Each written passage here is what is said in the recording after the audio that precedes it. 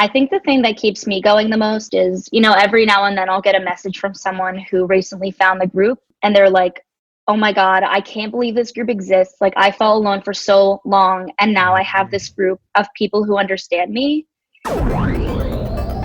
Welcome to the Two Disabled Dudes podcast. We believe life is about how we react.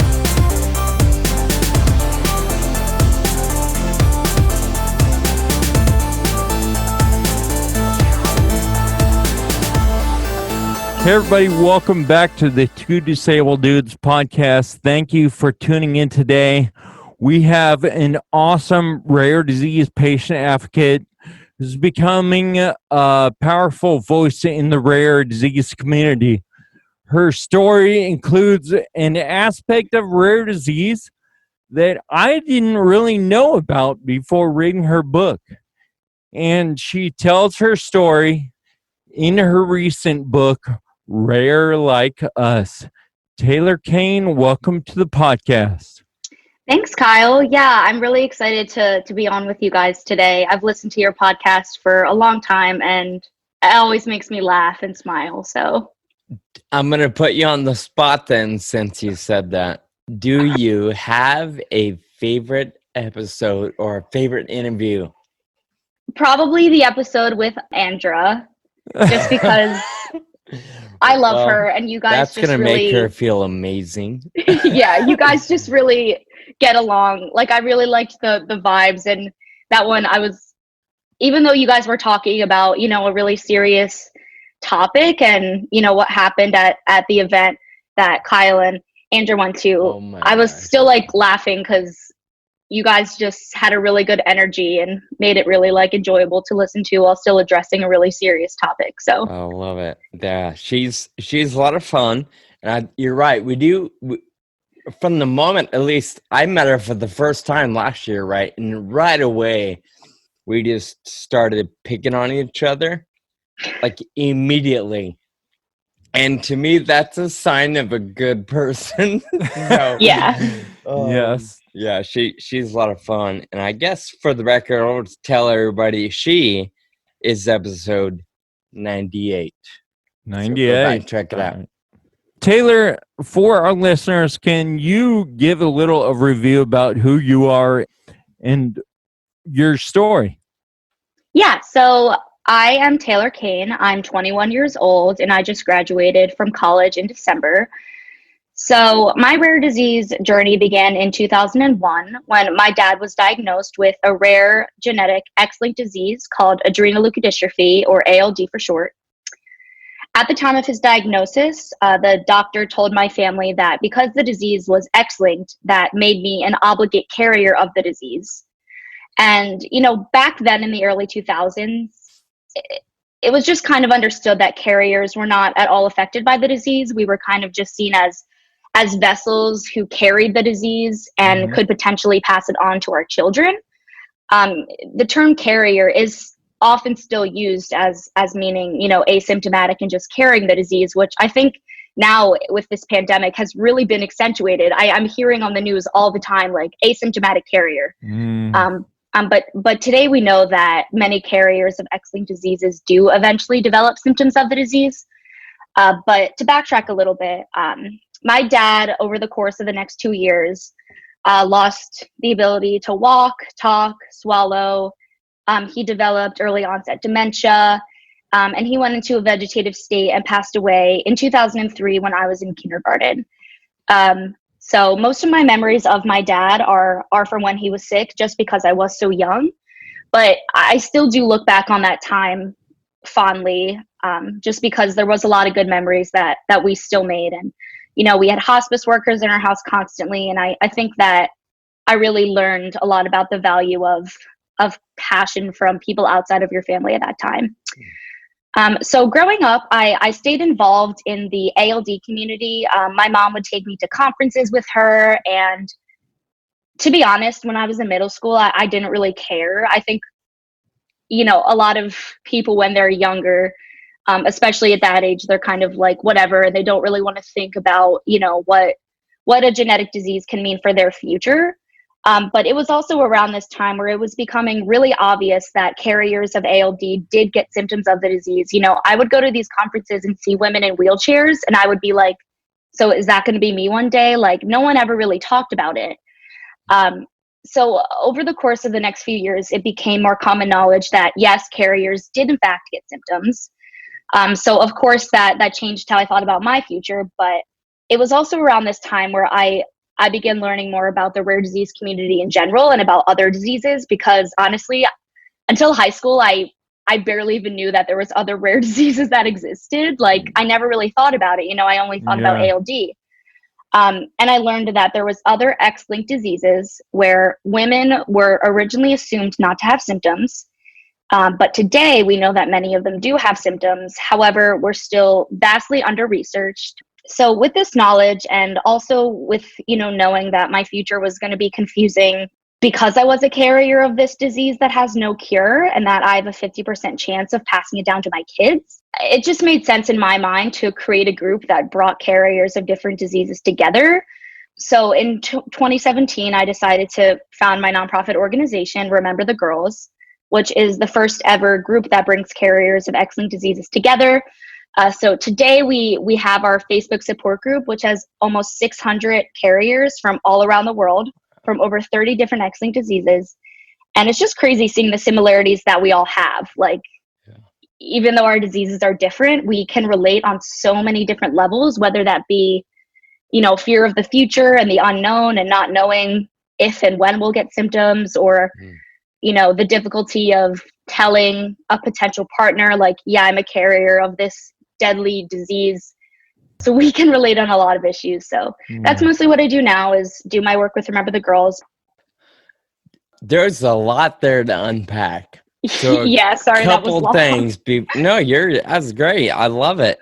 Couple things before we move on and dig into the serious stuff. Number one, congratulations on graduating. That's super exciting. Thank you. Number two, I'm so sorry to hear about your dad, and to only have memories of him when you were really young. I can only imagine how tough that might be. I also want to give you a hard time because you said back then in the early 2000s, and I feel like when most people say back then, they're talking like, you know, 70s or 80s.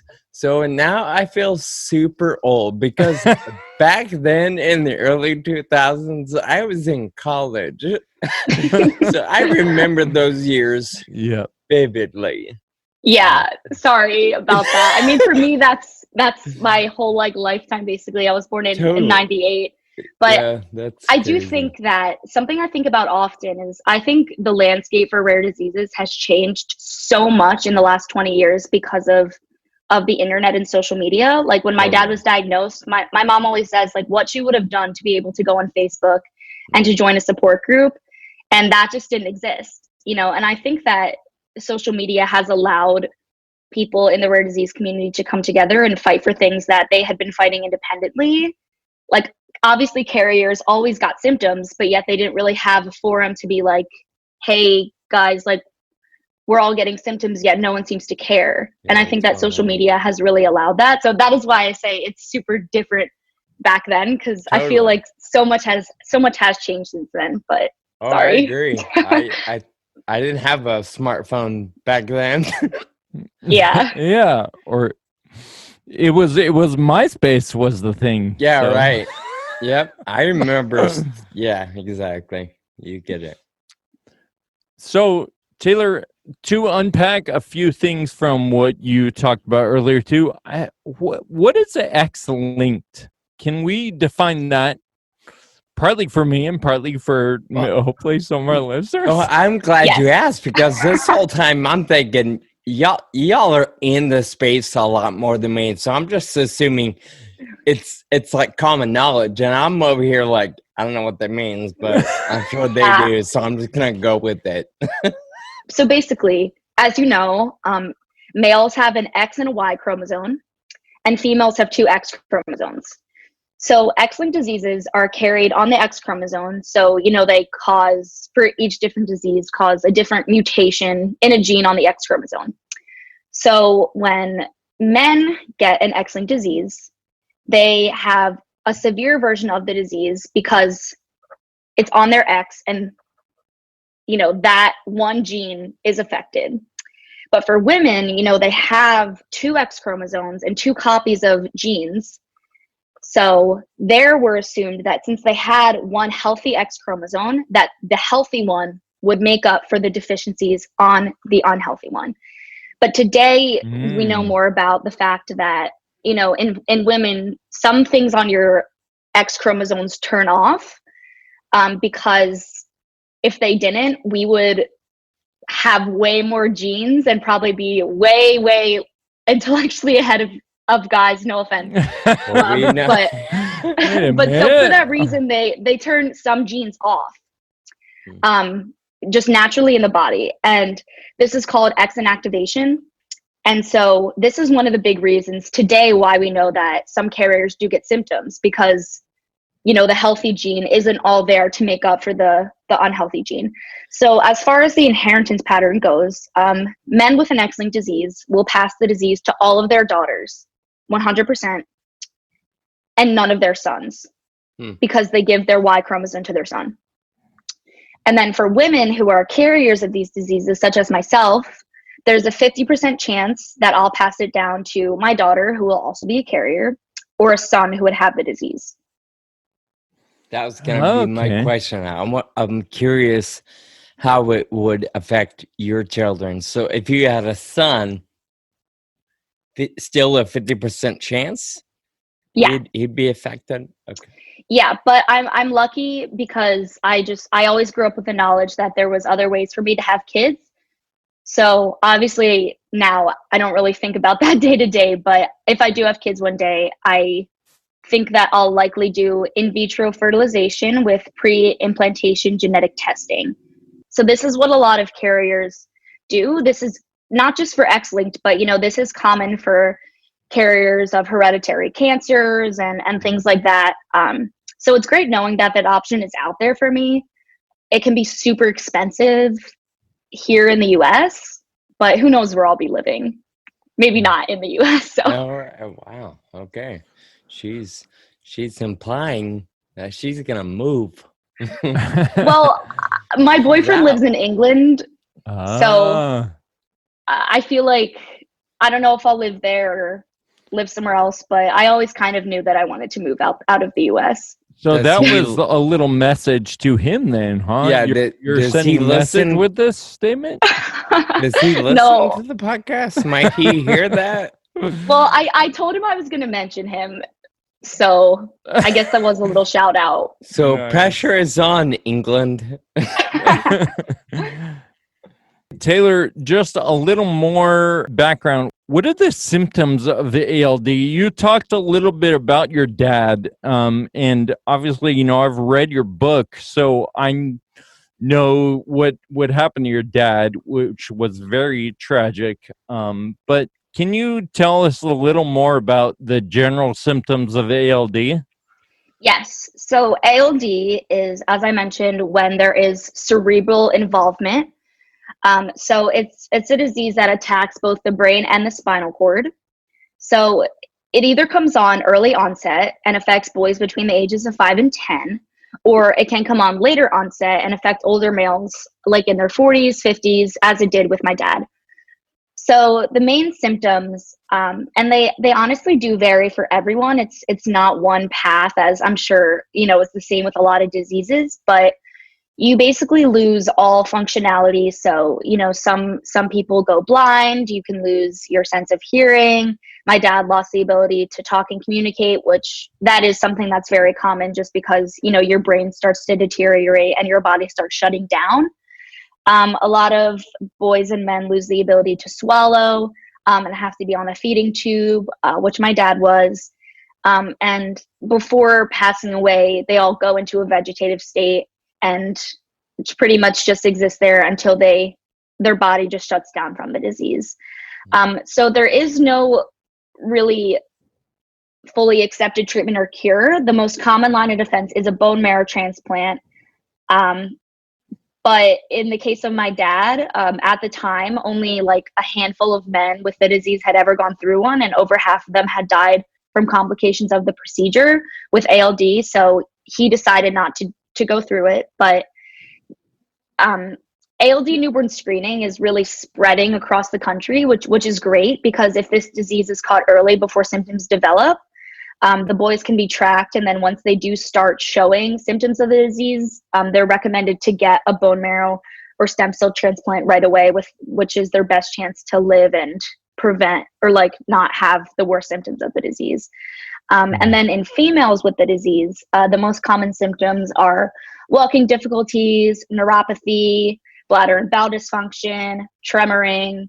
As far as we know right now, the thing that kind of sucks is that the symptoms are kind of general. So it's like, you know, a woman in her 50s could already start experiencing walking difficulties, for example, and it could be related to the disease or it could not be.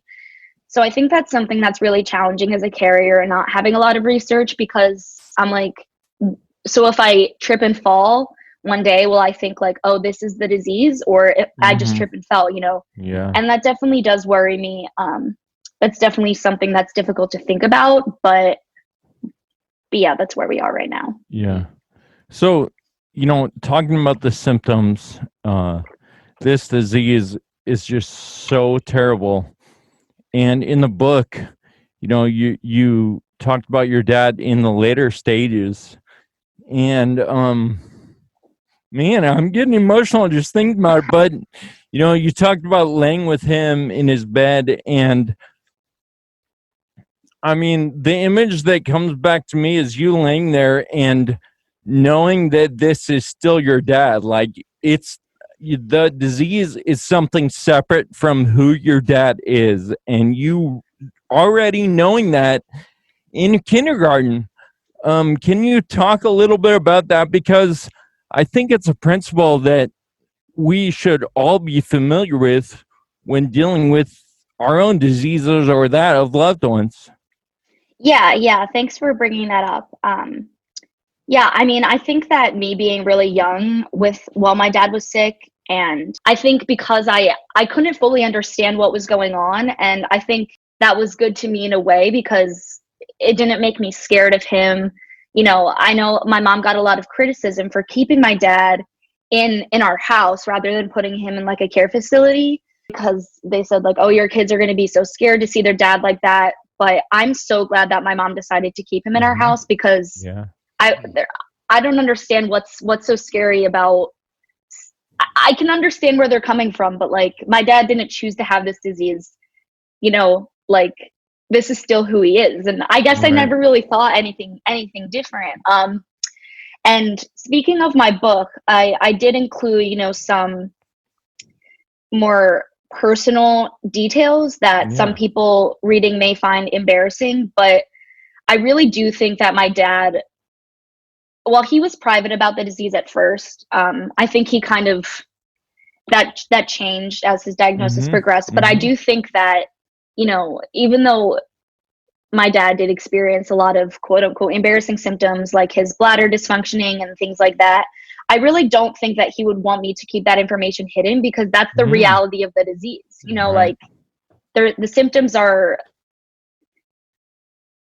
like, it's nothing to be embarrassed about, because, you know, I really do believe that my dad wouldn't want me to hide that side of his story. And of course there was some things that I didn't include, but I also think that, you know, as you read in the book, some of the symptoms kind of in a way became funny stories for us to look back on. Like my dad, when he started experiencing dementia, before like he was declared not able to drive, he like went to the drugstore and came back with like 100 fly swatters, and you know, he would just kind of do weird stuff. And even though it was because of his disease, like, it's still like funny memories to look back on. And I think that he would like knowing that when I look back on that time, there's things I can laugh about and not just get upset about what happened to him or why that our life turned out like this. Did you guys keep the fly swatters, or did you? No, my mom took them back to the store. Okay. I love that you talk about, it's not his fault. And I think that's something that we all discovered. Like when I was diagnosed with FA, like I knew something was wrong for years. And there's something in all of us that tells us, oh, that's your fault, that it's because of you. And when I was diagnosed, it was like, oh no, there's a reason for that. Like it's just something that happened to me. It's just something that happened to your dad and to your family. It's no one's fault. So And that you bring up a great point about faults, because this is something that carriers really struggle with, and feeling that it's their fault that they pass the disease on to their kids, even though a lot of them had no idea that they were a carrier of this disease. A lot of carriers experience guilt, like they did something to their child, but it's in our genetic code. And if it's something that we didn't know about, there would be nothing that we could have done to prevent this. And that's, of course, with a lot of genetic diseases, it's not like, oh, if only I ate healthier when I was younger or exercise. Like it's for us, it's not like that. Like it's gonna happen regardless. So yeah, I definitely can relate with that. yeah. I liked a few months ago, I appreciate you talking about the embarrassing things and not hiding them, because I think the emotional and inner turmoil and stress and anxiety and embarrassment we feel because of our symptoms or our conditions, I mean, to me, that's half the battle of living with the rare disease. It's not just about always being sick or always needing to go to the hospital or whatever the situation may be. It's about wrestling and dealing with how you compare to others. And I think that's something, especially young people, that's just reality. We're always going to compare ourselves to our peer group and wonder why we can't run as fast, or why we can't jump as high, or why we can't talk as fast, or whatever the case, why we have to go to the bathroom all the time, or why we have to go to bed early. There's so many different things, and I so appreciate that you were willing to talk about them, or you are willing to talk about them, because I really do believe that's half the problem, if not a little more than, and not problem, but half the challenge of come to grips with what somebody is up against and moving forward in the midst of those embarrassing and challenging circumstances. Tell us a little more about Remember the Girls. This is what you're doing to push back against your situation. So it's still kind of a baby, but it's a little over 3 years old now. And I'm really excited now that I'm done school, because I can commit so much more time of my day towards the organization. But our main mission really is just trying to break down this stigma of what it means to be a carrier. That term itself carries a lot of different connotations and assumptions. And a lot of females with X-linked diseases actually don't use the term carrier at all, because they feel like carrier implies something different than what they're actually experiencing. So we do have a support group on Facebook that has almost 600 members from all around the world and many different X-linked diseases. So day to day, I kind of try to make like internal initiatives in our group to get to know each other better. I just started a pen pal program. We have member of the month programs, and on the outside, I have an amazing board of directors, which a lot of them have a lot more experience working in nonprofits, obviously, than I do. So they're helping me with applying for grants for some different projects. One of those being the Remember the Girls Provider Network. So this is something we started a few months ago, but carriers have a lot of difficulty when it comes to seeing new doctors, especially if those aren't like specific X-linked specialists, because as you guys know, so many doctors and general practitioners know very little about rare disease, but we feel like we exist within this even more unknown subset of rare disease, because if these doctors had heard of X-linked diseases when they were in medical school, they were likely taught that females did not have symptoms. So if you go into a doctor and say, I'm having symptoms of my disease, it's an X-linked disease that I'm a carrier of, a lot of carriers have experienced doctors being like, that's not possible because carriers don't get symptoms. Even though there is a lot of medical literature out there which shows they do, it's just hard to get that information dispersed to all the doctors in the world. So we're creating this provider network, which is full of doctor recommendations from carriers in our group, doctors that they've had good experiences with, that have taken their symptoms seriously as carriers. And that also includes mental health professionals that understand, even if they don't really know anything about X-linked diseases, have worked with women who have chronic illnesses or, guilt of passing the disease down or fear and anxiety about the future. So we did just start this project a few months ago, but we're working on applying for a grant for it now to be able to grow it. And I'm really excited about that. We have a few different other projects in the works that have kind of been in the works for a while, but now that I'm graduated, they're really starting to get going. Exciting that you're able to shift gears right now and focus wholeheartedly on something you're passionate about. Yeah, and I'm not going to lie, I think that I do have a lot of self-doubt when it comes to what I've accomplished with Remember the Girls. When I was in college, I'm like, what have we really done? Like, I see all these other big nonprofits like doing these massive projects, and I'm like, okay, basically all I have is a Facebook support group right now and like raising awareness on social media. Obviously, I'm in school full time, and I was working at least 1 or 2 jobs also at the same time. So I try not to be too hard on myself, but I mean, I'll speak on Kyle's behalf. He's developed the program Ataxia to be something that takes place 6 times a year, 6 different cities, and raises over $1 million every year. But in the beginning, it was him, his dad, and his mom, and a little bit of Uncle Steve. Like it was miles and days with nothing. Sure, they had some grassroots supporters, and we're just trying to raise 10 grand, which turned into, I forget, but 30 or 40 or something. And I relate with you. Like, there's so much that I can relate to in the nonprofit world of looking back at determinants or whatever else. And when I think about different entrepreneurs, whether it's business or nonprofit or different visions, everybody starts somewhere. And nobody stands on the podium overnight. Like it's going to take time. Yeah. So stick with it. Keep that grit. Yeah. It'll work itself out. Yeah, that's great advice. And I think the thing that keeps me going the most is, every now and then I'll get a message from someone who recently found the group, and they're like, oh my God, I can't believe this group exists. Like, I felt alone for so long, and now I have this group of people who understand me.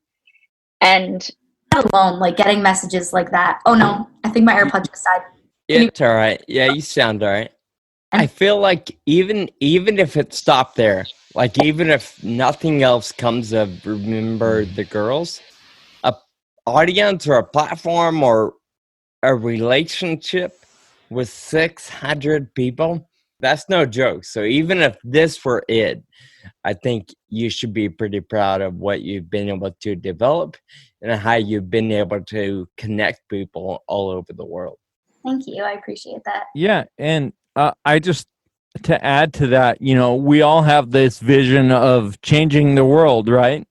But when you get that email or text or whatever from that person, your actions have changed that person's world, and that is the world, right? Yeah. Like, you have changed the world in that moment for that person, and I think those are the things that keep us all going. And so right now, this is an encouragement to all of us, everyone who's listening, to send that email and write that note to the person who has changed your world, and let them know, because that's going to drive them to change someone else. Yeah, so go ahead and let us know you love the podcast. That'd be great.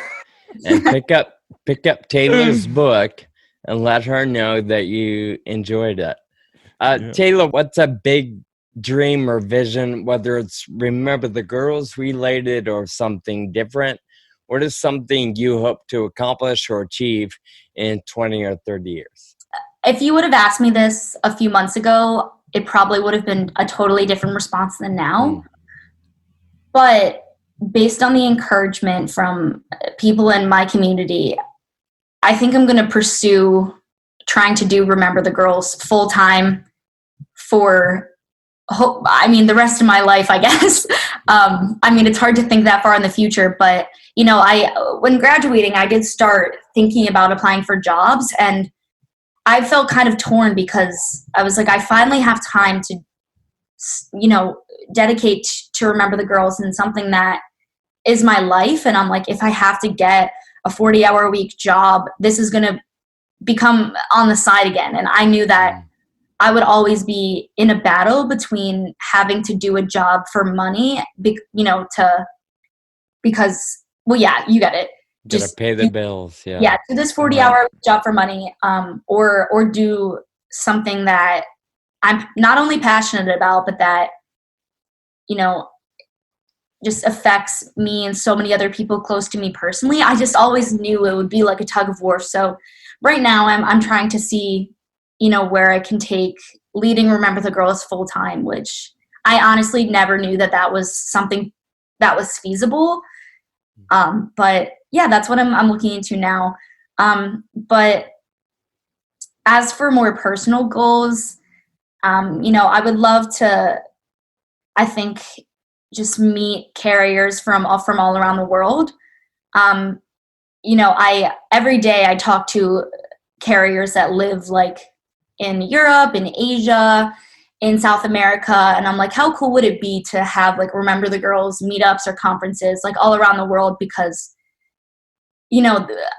our group is so widespread. We actually have a carrier map that's on our website, rememberthegirls.org, which shows like where we're located around the world. And this message isn't only about women with X-linked diseases. This speaks to the larger issue of gender bias in the healthcare system, something that affects all women, and especially women with rare diseases. As I said, obviously carriers always got symptoms, but why is it now that we're really starting to pay attention to it? And I think a lot of that does come back to gender bias and women's symptoms not being taken as seriously. So I think it does speak to a lot of larger issues, and I'm excited too because our group is very wide in ages. There are carriers that are 18 and there are carriers that are in their 60s.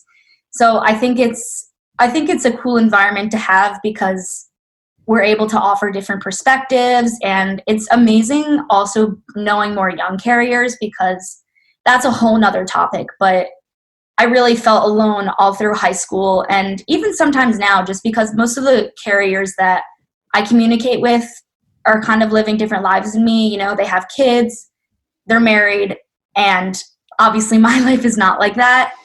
But I do know some more young carriers. Being with someone who is the same age as you, especially, and who can understand what you're going through, is just like no other. So you seem like a powerhouse, not to be reckoned with. So that's exciting. Or is it to be reckoned with? Forced to be reckoned. Yeah, that's one. Taylor, where do people find this force to be reckoned with on social media and otherwise? You can find me personally. My website is taylorkane.com. Also, just look me up on Facebook, and then Instagram and Twitter at taylorkane23. And then you can find Remember the Girls, rememberthegirls.org. Taylor, thank you so much for the conversation. There was so much in here that I learned today, and hopefully our listeners did too. Keep up the great work, and thank you so much for being on the show today. Thanks, guys. Yeah, it was awesome being a guest, and I appreciate what you guys do for our community.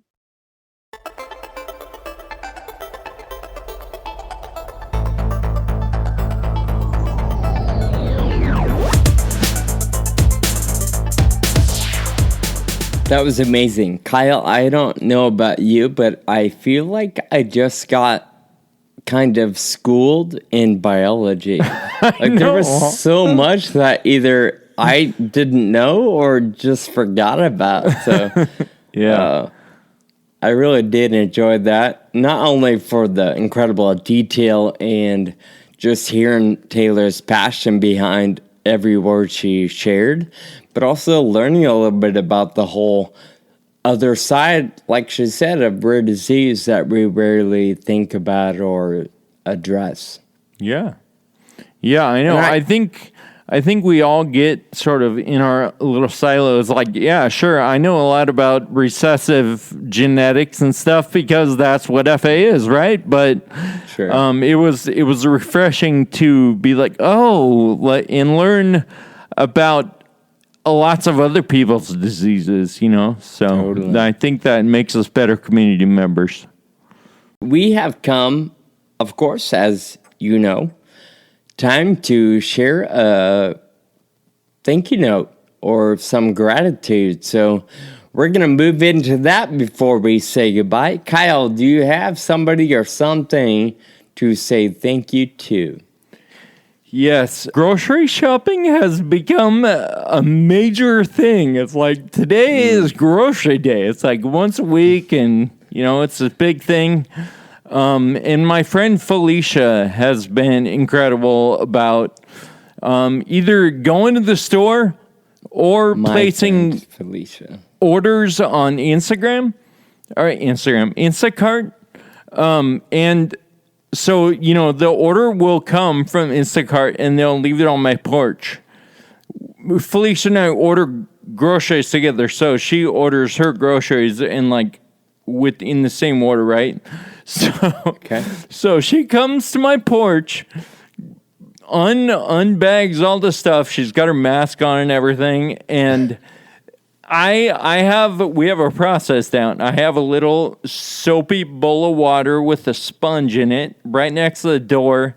She washes things down, puts them in little bowls, and I carry them into the kitchen. So, Sweet. When you say washes things down, like if you order a half gallon of milk, she's gonna wipe down the gallon of milk.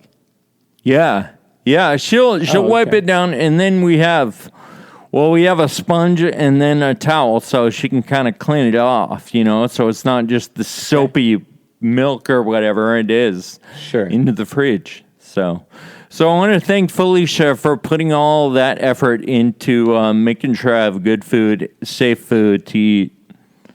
That is some serious dedication. I love hearing that, and I'm glad Felicia is close enough and, you know, available to help you do that. That's great. So thanks, Felicia. Sean, what about you? Mine is an extreme level of gratitude for the platform of Yelp. I love Yelp. Nice. And I think it's incredibly valuable to help, keep businesses or whatever entities sort of in check. You know, a lot of times I feel like some entities might feel like some customers or guests or patrons aren't worth their time and effort or sincerity. But I feel like Yelp, in a sense, even places, things like Facebook and Instagram, kind of calls attention to shortcomings or some unfair actions or what I might label injustices that some businesses might engage in simply because they don't think it's a big deal. So lately, I've been reinvigorated with my Yelp activity. So I do want to encourage everybody to find Yelp, use it, and maybe connect with me. I would love to be connected with you. And, you know, you can kind of create little circles or whatever. So I've had a couple instances lately where I feel like, man, some places are just really dropping the ball. And I don't think that's going to change because one person had a bad experience. I think it's going to, take a little bit of a lot of people having bad experiences or speaking up about their bad experiences. So part of me loves Yelp, and the other part of me wants to go to law school. Yeah. And the other thing is like good experiences too, right? Totally. Yelp highlights those as well. So yeah. Absolutely. I've had those too. So I certainly didn't mean to lean on bad only, but yeah, if somebody's doing great or they're going above and beyond or they're just solid, I'll give them 4 stars or 5, but I forget how many it is on Yelp. And we'll just talk about what makes a place great. I've definitely done both lately. So yeah, nice. I love Yelp, and as always, Kyle, I love taking a minute to express some gratitude. We've built this into our episodes as our guests know, our listeners know, so we'd encourage you to help. Just keep your mind right, keep your heart right, and express some gratitude some way, shape, or form in your life today. Absolutely. Awesome. Well, thank you so much to Taylor Kane. We encourage you guys to check her out on social media and on the web as well. And all those links will be in the show notes for this episode. And thank you for listening this week. Until next time, keep living with urgency. Thank you for listening to the Two Disabled Dudes podcast. Find us online at twodisableddudes.com and subscribe on your favorite podcast app. Connect with us on Facebook, Twitter, and Instagram. Special thanks to our friend and audio producer, Jake Tompkins.